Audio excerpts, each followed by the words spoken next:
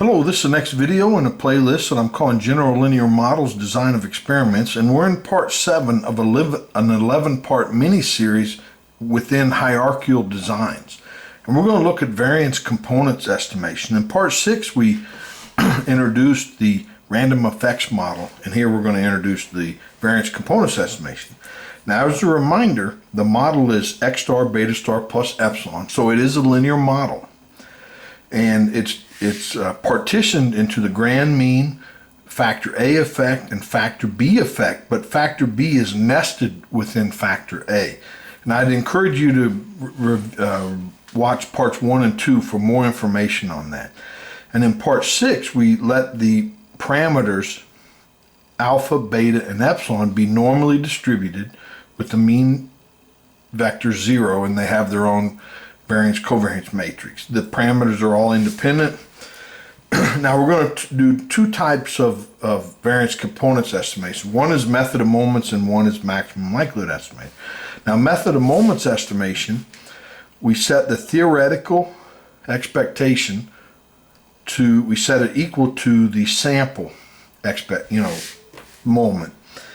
And then here, so we let MSE, the mean squared error, equal to its theoretical value, which is sigma squared. So then this becomes an easy, well, the estimate of sigma squared is the mean squared error. So to estimate sigma beta squared, the variance associated with factor B, nested within A, we set the expected value of the mean square for beta, which is this.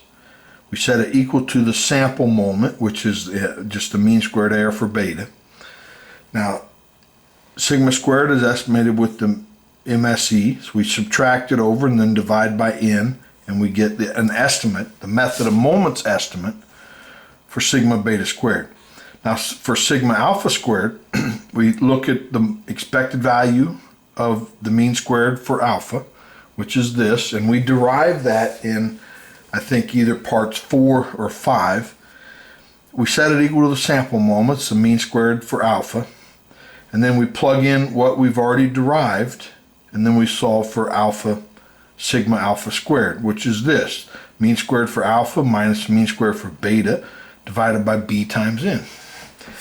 Now, for the maximum likelihood estimate, we derive the likelihood for y, which is multivariate normal with mean mu times the 1 vector, and the variance of y, which we're going to generically call sigma, and we derived these in part 6, where the mean was mu1 and the variance was this matrix here.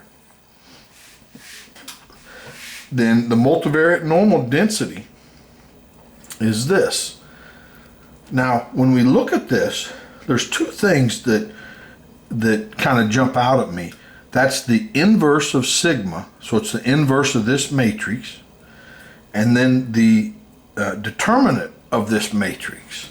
Those we're going to need to get a handle on. So next we're going to try to find the inverse of this matrix, and then we'll define the determinant.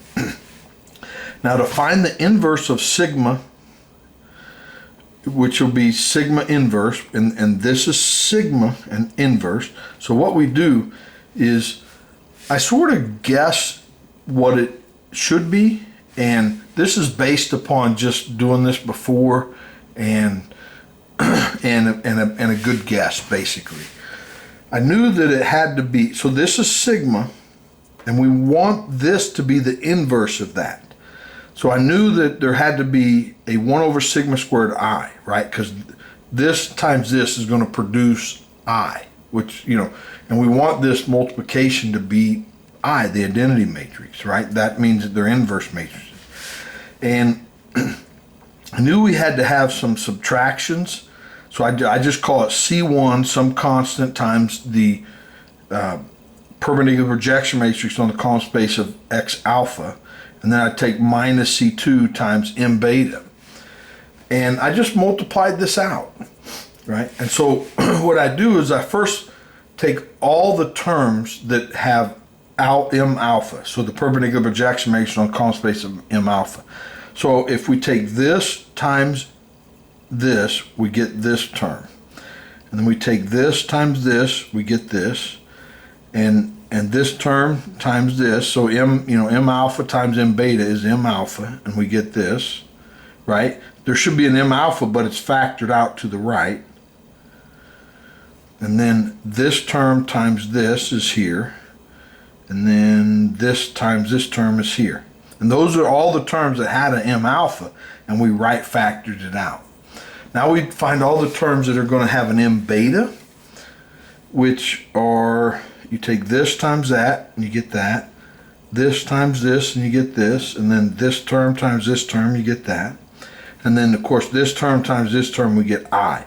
Now, it'd be nice if this constant were 0, and this constant were 0. Then we'd be left with just the identity matrix. So, it's two equations, two unknowns, we solve them. And so that's what it is. There's C1 and C2. And it's a straightforward solve. So I'm going to leave that to you. And so this is the identity matrix. That's what we're going to put right there, is this term. Now let's look at the determinant of sigma. So let's find sigma. Now, as a reminder, x star was partitioned into a vector of 1s, x alpha and x beta. Now if we and the rank of this is a times b, right? So we should be able to find a times b orthogonal vectors. Okay, so that's kind of what we're going to do next. We're going to let vi be a part of the column space of x alpha, and we're going to create a orthogonal vectors, right, from this space here. This has rank A, so we can create A orthogonal vectors. Now this matrix has rank AB, but since we've already created A orthogonal matrices, let's use those, and then the remaining A times B minus 1 vectors, so let's let U be in this column space, and we're going to create A times B minus 1 orthogonal vectors such that they're orthogonal to themselves, but they're also orthogonal to all the vectors we created previously. And that makes sense. So we have A and A times B minus 1 vectors. So if you add these, you get AB. So we have a total of AB orthogonal vectors. But this matrix is A times B times N, that's how many rows, by, and the rank is AB. So we can create, AB times N minus 1 more orthogonal vectors. So let's let WK be in the perpendicular projection, or the orthogonal complement space of this. Let's create orthogonal vectors, WKs, such that they're orthogonal to the V's and they're orthogonal to the W's, right? So now, if we take V times this matrix, remember this is sigma, this matrix here. Now V is in the column space of X alpha. So M alpha projects onto X alpha, so we get it back. This one projects onto the whole column space, so if we take it times VI, we get it back, and then if we take VI times this, we get VI. So then we can right factor out of VI, and we get this. We get this constant times VI. Well, that means VI is an eigenvector, and this is an eigenvalue. And this is true for all A vectors in this column space. So thus, we set lambda 1 equal to this eigenvalue, and it has a multiplicity of A. Now we take Uj times this matrix, and it's in the column space of X beta, which is orthogonal. This is orthogonal to X alpha. So when we take these two times each other, it goes to 0. And then this times this, we get it back, and then I times this, we get it back. So we can right factor out a U from this, and then this becomes a constant times U. Well, that means this is an eigenvector, and this is an eigenvalue. And it's true for all a times b minus 1 orthogonal vectors in that column space. So that means this is the second eigenvalue, and it has a multiplicity of a times b minus 1. Now, if we take wk times this matrix, this is orthogonal to this space, so we get 0. It's orthogonal to this space, so we get 0. And so we just get sigma wk back. Well, that means this is an eigenvector, and that's an eigenvalue. And so let's let lambda 3 be sigma squared, and it's an eigenvalue with multiplicity a times n minus 1. Now, and that's all the eigenvalues. And so therefore, this determinant is a product of those eigenvalues. So that says it's lambda 1 raised to the a, lambda 2 raised to the a times b minus 1, and lambda 3 raised to the abn minus 1. And so that's it. This is the determinant of sigma. So now we can use that. So now let's find the log likelihood. We'll call it L, which is the log of this density, which is this. And remember, this is the determinant of sigma raised to the minus 1/2. But since we take the natural log, the minus 1/2, and this is the determinant, right? And then this is the e raised to this exponent, but it cancels with the natural log, and we get this. And actually, this is an expanded version of that quadratic. So we get this. So if we take the density here, see this is e, so we take the natural log and we just get this. But then we multiply this out. So this times that, that, you know, and we get that. Now, for the last page, we start taking partial derivatives. Partial derivative of the log likelihood with respect to mu. And this is easy, right? There's constant, 0, 0, 0. There's mu, so we just get this term, which is what this is. And then the derivative of mu, minus mu squared this, so the 2 comes out front and cancels, and we're left with mu times this, which is what this is.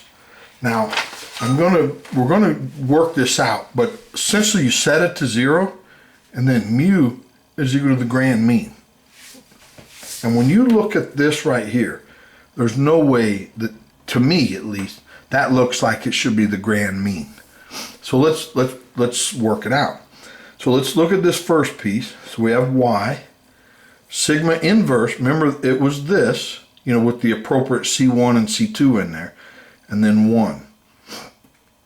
But here, so we take 1 times this, we get 1. And this is a perpendicular projection matrix on a column space of x alpha, and 1 is a part of it, so this projects back onto 1. So this is just 1. Same way here, this is 1. So then we factor out a 1, and then this becomes a constant times 1, and we're left with this. So the constant can move out front, and we're left with y transpose 1. Well, this is the sum of the y's times that constant. Okay, now let's look at this piece. Not the mu, but what's here. 1 transpose times the inverse of this vector, which is this, times 1. And it's the same thing. We take 1 times this. Oh, there should be an I there. We get 1, and then m alpha times 1, we get 1. So this should be an identity matrix. And then m beta times 1, we get 1. Right factor out of 1, and that becomes a constant. And then we're left with 1 transpose 1. But this right here is just adding up what our dimensions are, which is a times b times n, right? Now, if we put this here and this here, we can divide both sides by this constant, and it goes away, and we're left with the sum of the y's. And then you divide a, b, n to the other side, it becomes a grand mean. We're left with mu is equal to the grand mean. Now we can put that estimate back into the log likelihood and rewrite it. Okay, but before we do, I want to go over 3 properties, and then we'll rewrite the log likelihood. Now these will seem random, but they're not. They're purposely chosen.